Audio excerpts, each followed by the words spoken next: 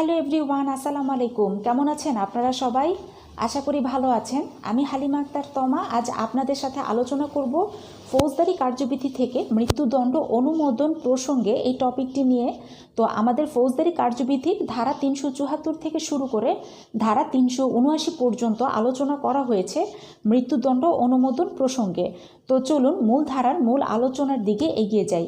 প্রথমে ধারা 374, এখানে বলা আছে মৃত্যুদণ্ডাদেশ পেশ, অর্থাৎ দায়রা আদালত মনে করেন মিস্টার এক্স নামক একজন আসামি বা অভিযুক্ত ব্যক্তি, তাকে মৃত্যুদণ্ড প্রদান করেছে।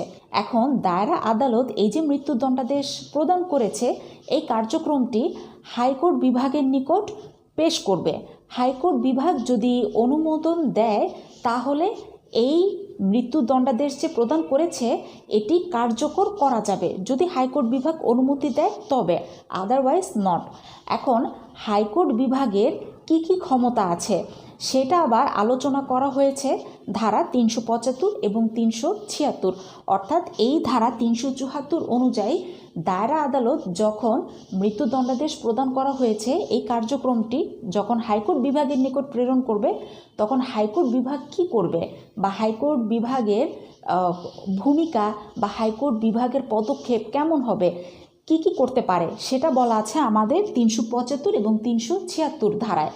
তো চলে যাচ্ছি পরবর্তী ধারা 375-এ।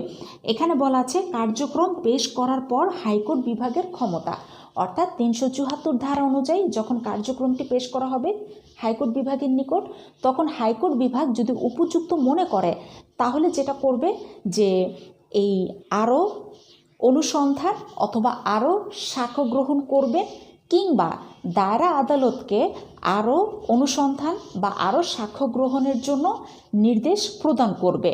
এই হলো ধারা 375 অনুযায়ী হাইকোর্ট বিভাগের পদক্ষেপ। এবার আসি পরবর্তীতে ধারা 376।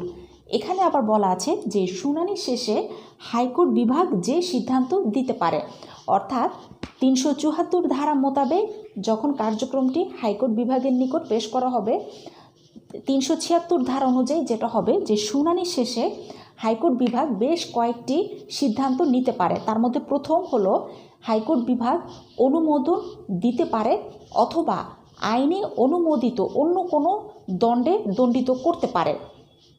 এখন হাইকোর্ট বিভাগ অনুমোদন দিবে, কিসের অনুমোদন দিবে?